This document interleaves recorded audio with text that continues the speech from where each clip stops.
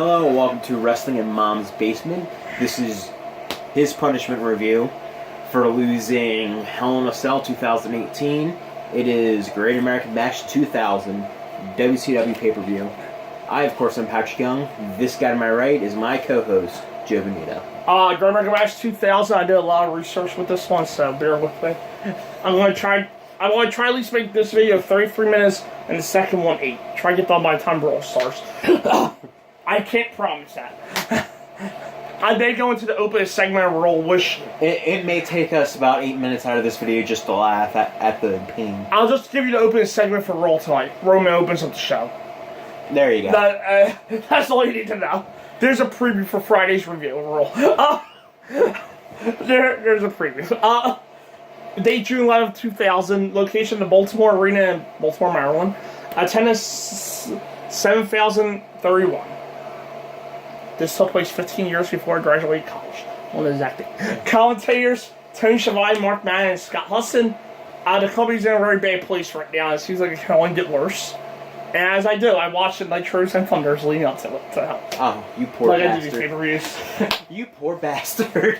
At this point, the company's all about Russo and Bischoff, plus a few older wrestlers who can beat up huge groups of young talent in a matter of seconds. The main event here is Nash versus Jarrett for the title, even though Nash is giving away the world title twice in the last year and a half. So let's just get to it. By the way, this arena is a home base for WCW on the East Coast, the Baltimore Arena in Baltimore, Maryland. Mm-hmm. To give you an idea of what they fall into, the same arena held Super Bowl in 1995 with a double main event of Hulk Hogan versus Vader 2 and Savage and Sting versus Avalanche and Big Bubba Rogers. That show drew 13,390 people. Or just shy of double what this had. Randy Savage and Sting versus Big Bush and Earthquake is the second biggest match on the card. Drew over 6,000 more people than one of WCW's longest running shows. Amazingly enough, a match where you light someone on fire didn't draw well in an old NWA stronghold. What do you know? We open with a recap of Goldberg, who was presumably arrested after Thunder went off the air. Because why not? Yeah, WCW brought him back, and then they're about advertising for the show because TV's more important than pay-per-view. The regular open video focuses on Flair versus Hogan, Flair versus Flair, Hogan versus Kidman, and Sting versus Vampiro. The hype for the world title match, this is it. Quote it, Kevin Nash and Jeff Jarrett will square off for the world title. As wedged between the Sting and Vampiro and Hogan Kidman promos. Wow. Here are the Misfits in action for roll call. Lieutenant Loco's mission is to defend the Cruiserweight title, so he pulls out a grenade. Rection yells at him for playing with toys, so Loco just threatens to kill the filthy animals if they interfere. Cruiserweight title, Lieutenant Loco versus Disco Inferno. Loco starts facing across by as man calls the animals WCW's resident degenerates. Disco comes back with a knee to the ribs and makes sure to mock the Misfits. That's time Loco, who hits Disco to the floor for a beatdown because the Misfits are a bunch of cheaters. Loco gets off to the floor and takes a beating from the animals until the Misfits run over to save. The animals didn't save Disco earlier, luckily, because they didn't like him very much. Q Rection's dad to hit on Tigress, but Ray shoves him down, seemingly into a coma. Hoovy sneaks in during the melee, but misses the people's elbow. This distraction works, though, as Disco scores with the last dance, only to have Corporal Cajun come in with a Russian leg sweep, neckbreaker to give Loco the pin to retain. The referee had no issue Cajun pulling Loco on top for the pin. That ending took away anything good the match had built up, which wasn't much in the first place. There's too much going on here for me, including the ridiculous Pops, Rection, of course that's the joke Russo is going for. Stuff. The match didn't get any time, and the ending made my head hurt, making this a bad start to the show. I wasn't happy with coming in next. F. Yeah, F. Post-match, Guns has to give Pops mouth to mouth. An amusing bit. He sees who's waking him up and passes out again. I did laugh at that. Cops guarantee Bischoff that he's safe. I do remember General Erection, or not, Pop's erection when he was down on the ground. One of the filthy animals was around him, and they were like jaw jacking, make fun of him. And Major Guns is literally like next to the fallen general, and literally like try to like swat him away like they're a fly. I thought that cracked me up when I saw that. The Mamalukes are ready for Chronic and argue over who the hardcore champion is. If you order this show, you can get a Hulk Hogan rant Yes, that's an inflatable ramp they can use to float in the water. I do not know why I don't have one of those. Probably because WCW needed as much as they can. Yeah. Because they're a sinking ship. But I don't know why I don't know why I didn't have one of those. Or why I don't currently have one of those. For when I go in the pool. How often do you go in the pool? Twice a year. There you go. Chronic versus Mama Luke's. Winners get a title shot at some point in the future.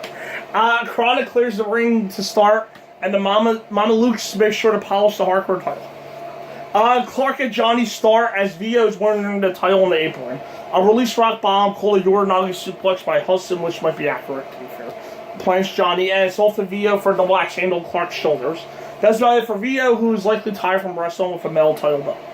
So as that, Johnny takes a full muscle slide from Adams. A loud Vio suck shank starts up as he breaks up the cover.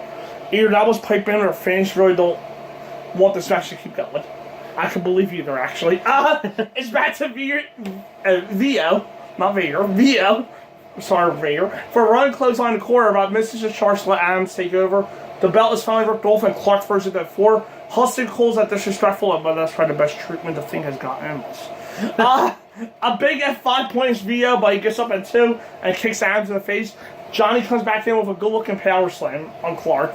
As Vio goes over to check on the belt, Clark avoids the top rope crossbody and the high ties put Giant away while Vio polishes the title. Not the worst match in the world, believe it or not, on this show. But my goodness, did they really need to have the hardcore champions lose here? You can't switch that back later or have another heel team in there instead. Also, I had a clean finish. Extra clean if you count Vio polishing the belt. Yeah. F.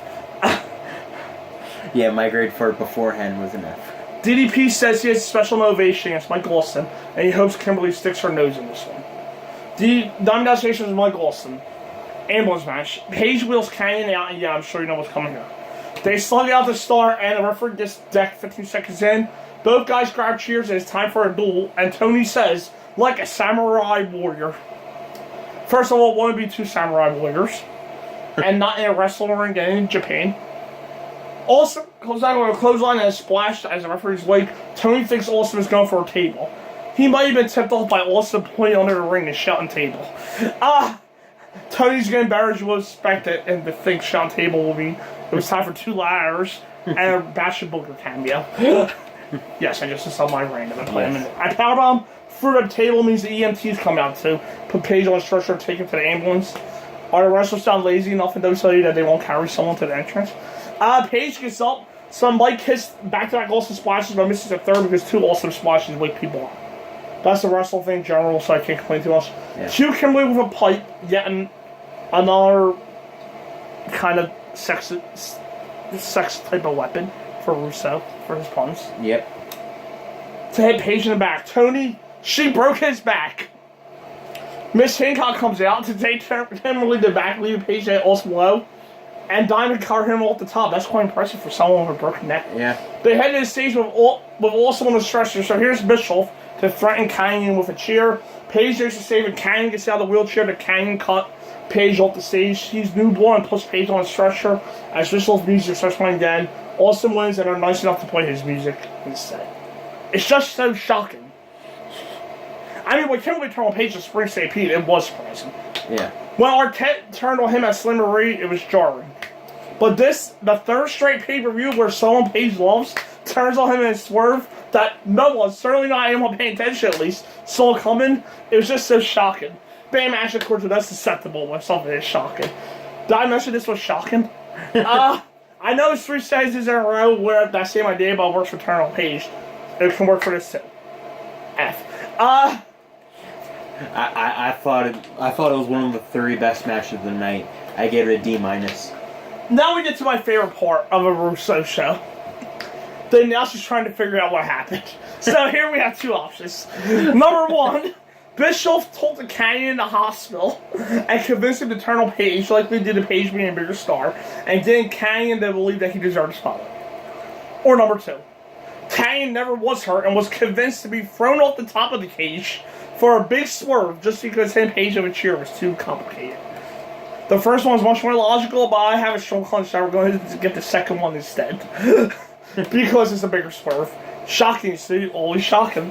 G.I. Bro versus Sean Stasiak, boot camp match, which means last man standing, based on singles match on Thunder from a few weeks back.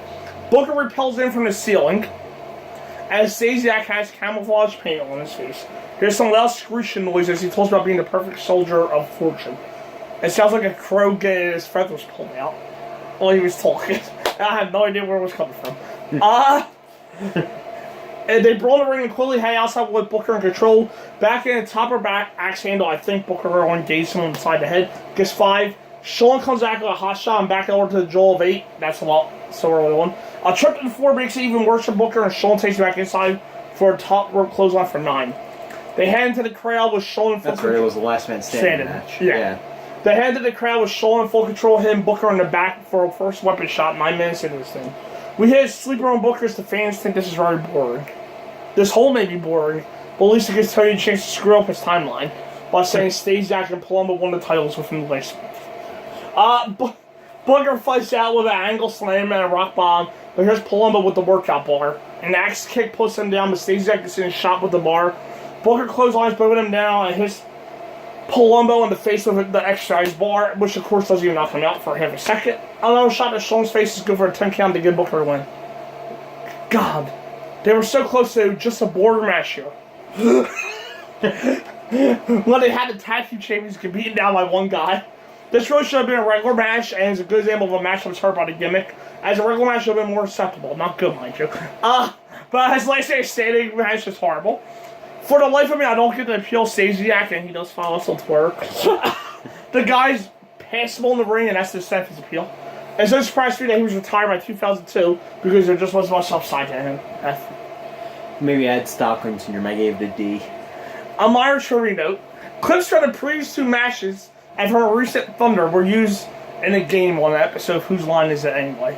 Oh, really? Yes. Canyon says Bischoff came to the hospital and told him all he had to do to be a star was put Paige out. We see Paige get on the ambulance before they left the arena. However, since we're in Russo land, they wedged another angle into this, with Goldberg's monster truck being seen in the parking lot. Canyon is positive that Paige is gone. In fact, he's positively Canyon. Let's get back to the truck arrival for a moment. I understand the idea of wanting to make things seem realistic and not work here. Paige is in the parking lot and Cameron happens to see the Goldberg truck in the same parking lot. However, then it feels like there's too much going on at any given time. This is something else forced on the show that doesn't need to be here, or at least not at this exact time. Let the Paige shot be his own thing, so it looks like something we should care about. Shane Douglas versus The Wall. Before the match, Shane has something to say. Well, at least that keeps us from saying him wrestle. He promises to define his career at the Wolves of Spence while the new blood is getting rid of Hulk Hogan and Dick Flair. Hudson says it's Ric Flair. Shane wants to make it a best of 5 tables matches. His worst. I think so, at least. He starts to say best of 5 table matches. As in 5 table matches. Then goes on to saying 5 tables will be broken, which will make it a best of 9. Yes. And then switches it to the best of 5. Tony says it's the first to go through 5 tables is the loser, but then calls that person the loser, the survivor. I'm lost about wall grease. So I think it's the first. Yeah, I remember the commentary team had no idea absolutely what the hell he was talking So about. I think it's the first to put your opponent through tables, because you have to go by what they mean, not what they say. There are tables around the ring to save some time. Wall Girl presses him down and shoves Shane away off a swinging neckbreaker attempt. Going back to what Pat just said, Hudson says it's best of 9 again, and my head keeps hurting. Shane comes back with a run into the face and clothesline put Wall on the floor. A few rams in the barricade don't do much to Wall, so he chokes on Shane for the first table. Shane goes through the second a few minutes later, and now we're told it's first at 3. And it tells you that they didn't write this stuff down in advance, but that might not be totally realistic, which is what it was what you're shooting for in a match built around pulling people for tables. Yeah. A low blow is a little effect on Wall. Hudson says that's what we call no selling. Actually, that's what we call it, Scott. You're supposed to be smarter than that. That's why you have a job. Yes. They head up to the entrance where they just happens to be a ladder with 3 tables stacked on top of each other next to it. Both guys climb the ladder. and Shane Nielsen and Brass Knuckles close a wall they jump through. 2.5 tables. But we'll count it as 3 anyway. The match ran just over 8 minutes, and they didn't know the rules for the first 5 or 6.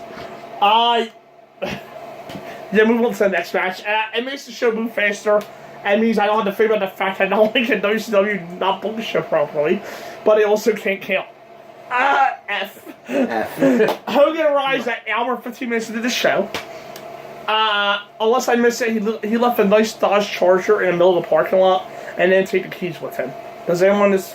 No, you know what, I wrote that joke down, but that's just cruel. Alright, moving on. U.S. title, Tank Abbott versus Scott Steiner. That was a harsh joke, but I'm glad I didn't say that. Yeah. U.S. title, Tank Abbott versus Scott Steiner. Scott's defending, and this is inside a mini asylum cage. The bell rings without the cage being lowered, so Penzer says it's inside asylum is Scott's signature match. Let's say get a handicap match. Is it a Tank Abbott's? I think. Look for Steiner or Tank side. I think it's supposed to. I'm not sure that's how it worked. U.S. title is Tank Abbott and Rick Steiner versus Scott Steiner. The fans chant for Goldberg, and the cage is finally lowered. Not all the way to the mat or anything, of course. But who knows what the cage will be around the ring during a match. The freaks get on the apron cheer for Scott and Tank. And Tank, to cheer for Scott. Tank actually hits Rick with a chain. Rick might have shoved Scott on the way to take the bull, but we need to go on to Scott hitting Tank with a chain, pulling the decline routine. The cage match itself maybe lasted a minute and a half and had a highlight of Shakira and Madeja and some rather refreshing outfits. Shakira is all free, not the international singer. Rick and Tank. Shakira. Rick and Tank look like even bigger losers than they have in the past. There's no recap of why these guys are fighting. I think they brawled a few weeks ago on Nitro, maybe, and it's how I'm stupid. Next, please. My fault. Ric Flair company arrives an hour and 20 minutes in the show. He looks like he just came out of Hawaii. Ric Flair. We recap Hogan versus Kimmon with Horace as a referee. Hogan thought Kimmon could headline a flea market. First special on TV 6 weeks into the feud. Yeah. So Kimmon got some unofficial pins on him, only to lose on pay-per-view. Tonight's Hogan's career versus a title shot next month. Regarding Horace, Hollywood says blood is thicker than new blood. Kimmon versus Hollywood Hogan. Kimmon's only got an old-fucking partner, and Hollywood's nephew, Horace Hogan, is guest referee. They circle each other for the bell because this has to be dried down as long as they can. Some right hand set Kimmon outside early, followed by a big boot to pull him outside again.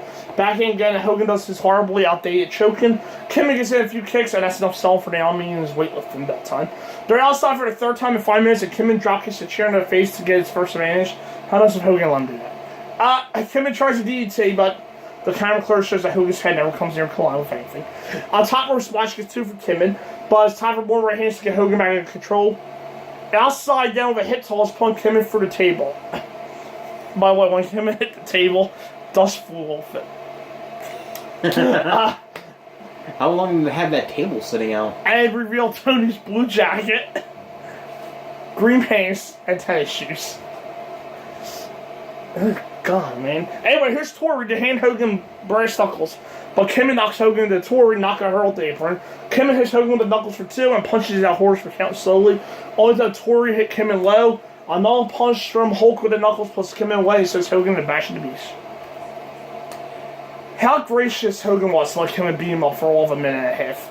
It's an all-wasted match with Hogan going over by cheating and guest referee that didn't change the tape. I actually forgot that Horace was even in this for the most part. Again, proving that the gimmick didn't have anything, F. It was my favorite match of the night, D+. It was the best of the Fs. By the way, F was the highest grade on this show. Hogan and Horace hug. Yay. Bischoff is panicking because Goldberg might show up. The cost is short and the perimeter is secured. Agree. Quick recap of Vince Russo versus Ric Flair. Though they lie, says David fighting his father. Basically, Rick is the worst father ever, and David called him out on it. Then Russo beat Flair inside the cell because he's a man, and Rick is a boy. David and Russo said Rick is retired tonight. Rick promises to do the same thing as promised to do for 20 years. The Flair family comes here seats. Yep, that's right. 2 retirement matches. I forgot about that. Yep. Back to back. Ric Flair versus David Russo. David Flair. Rick takes his son in the corner, taps him on the jaws. The announcer talks about Russo being able to do things that no one's ever been able to accomplish.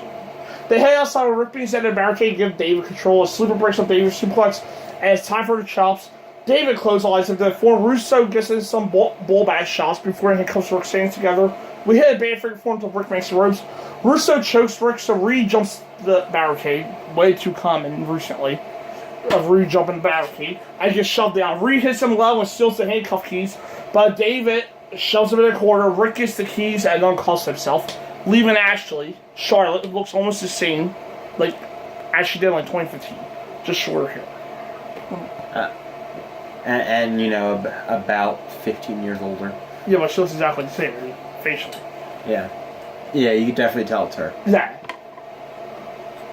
She's almost the same as she did here at 14 years old. To take Russo down, cuff him. Likely fulfilling another sick Russo fantasy that I really don't need to think about. Russo swears that at the 14-year-old, yes, after shoving the 12-year-old. And Rick thrusts his hips at him. A slam brings David up the top, and a figure four brings David tap in 2 seconds, thereby proving Russo is in fact more than 35 times tougher than David, as he survived 70 seconds without tapping on Monday. To quote the gorilla, will you stop? This was every Russo proud roll to one, as there was way too much going on. But above all else, it felt like some sick idea that only Russo wanted to see. Here's what I'm saying. I'd be up a 12-year-old kid who looks just like the kids that beat me up every day. Then the 14-year-old blonde mounts me like none of them ever would in high school, because I like this super wrestling stuff that I have to write now because I'm cursed to be made emulator. Russo already had a woman kidnapped a dozen times or so, and now he's got this. How's any stuff supposed to make anyone but Russo look good? David gets beaten up, but Russo already got to be all manly in the figure four Monday night when he beat Rick. I'm shocked that he didn't have Miss Hancock bound down worship him already. But then he might have to write more columns of books about how hard this was on him and how it broke his life or whatever. Feel sorry for me and my manliness, not since Russo still gets people to pay for it. Russo lets Rick chop him before swearing revenge tomorrow night. I tried to say that this meant nothing. Russo still finding the battle continuing with Russo come back stronger than ever. Rick, Reed, and Beth do cross chops at Russo, who swears to retire Rick tomorrow night. He's going to be flirting tomorrow, isn't he? What? Yep. We've reached out Vampiro versus Sting, which is about Vampiro wanting to burn Sting alive because it was interesting when Kane wanted to do it to Undertaker, and let's just do it again here. Sting versus Vampiro. There's a torch hanging by the entrance, and you have to get your opponent up there and let them on fire to win. There are firemen, cops, and ambulance way in the back. We can keep his civil servants busy. To Russo's amazing list of accomplishments from the show alone. You know, Baltimore's such the most peaceful city on the planet. Sting appears on top of the radio screen, tells Vampiro. And by the way, that does not understand that. If you ever heard the show The Wire, that Baltimore is actually where that show is set. Sting appears on top of the video screen, tells Vampiro to come up here. Vampiro is scared of heights, though, because Russo writes characters with death, you see. Never mind, Sting comes down, and we start an actual match. Well, as close to an actual match as it's going to get. A man quote says, "You dance with the devil don't change, the devil changes you." But he treats it like his own line, though I'm pretty sure it's from a movie. The closest line I can think of is, "Have you ever danced with the devil in the pale moonlight?" That's Batman. That's what I'm thinking. Yeah. Vampiro reports games to lead over Sting, and they fight the ram. Both guys climb the structure, but Sting gets kicked off and through the player set. It isn't enough to keep him down, though, and they climb onto the top of the structure and above the video screen where the torch is hanging. The lights start going nuts, and they slug out for a good while. Vampiro DDTs him down, the lights go completely out. Vampiro finally uses the torch to light Sting on fire. Sting is so scared that he lost a few inches of hair and has learned how to take a stuntman fall off a high video camera. As Scott Hustle would say after matches, this is a wrestling anymore. This is about doing big stunt like we're in a Michael Bay movie. On top of that, there's a long stretch of this match. We'll spend punching each other on top of a video screen. How's anything supposed to follow this? Jeff Jarrett versus Kevin Nash. That's what's interesting me after this big ending. NA. It's not wrestling. By the way, it was actually, for a big part of this match, you couldn't even see Sting or Vampiro. Yeah. It was just lights flashing. Yeah. The fireman agents cover the stuntman with fire extinguishers so you can't see that it's not him. The announcers treat this all seriously as they should. But then the replays ruin the whole thing by showing out the fire was out before Sting hit the crash pad. Yeah, that's the funny thing about fires. That if you add a lot of wind or generate a lot of air moving, they don't tend to last. Pamela pulls shock. Asks Bischoff about the big surprise, and Bischoff says it's not happening because of Goldberg. WCW World Title, Jeff Jarrett versus Kevin Nash. Nash won his shot in a tag match after giving the title to Flair, who had been training back and forth with Jeff and intended to build a year-long legacy in 5 weeks. After Nash comes out, here's a cat to introduce his celebrities, including the Beal. Yes, he said Beal, not Bill. The Beal Ringer, Conan, the Timekeeper, Rey Mysterio, Beltkeeper, Disco Inferno, and ring announcer Hutu Guerrero, and Cat himself is guest enforcer referee. Well, to be fair, Nash has been like 10 people at once multiple times in Rez. This is probably his favorite. Yeah, wasn't that powerbomb match where he, on Thunder where he just powerbombed people and the ref started counting while he was powerbombing another person? Yes. Yeah. Nash punches the animals down before going to German corner. In a weird moment, some noise from the entrance stops the match cold. And everyone looks up that way, but it winds up going over. And Nash goes on Jeff to the floor. Snake Eyes set Jeff on the Nash table and they brawl into the crowd, which is at least a faster way to kill time to let them do moves in the ring. Yeah. I'm not sure about what Nash does at this point. I'm not sure about Cole what Nash does at this point in wrestling. The Animals beat down Nash on ringside and Jerry gets in a few cheer shots.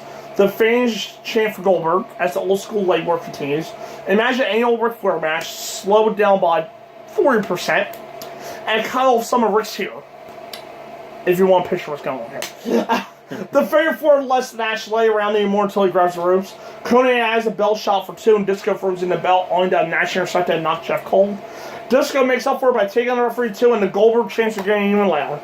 Cat comes in and Nash fights up the Animals again, only to eat the stroke for delay 2.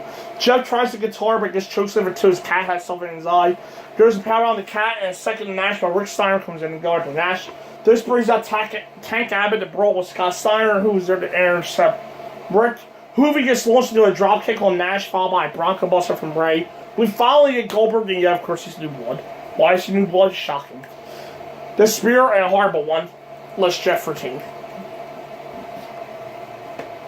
Disco and Chavo, who could have a good match, if they were left alone, get about 5 minutes.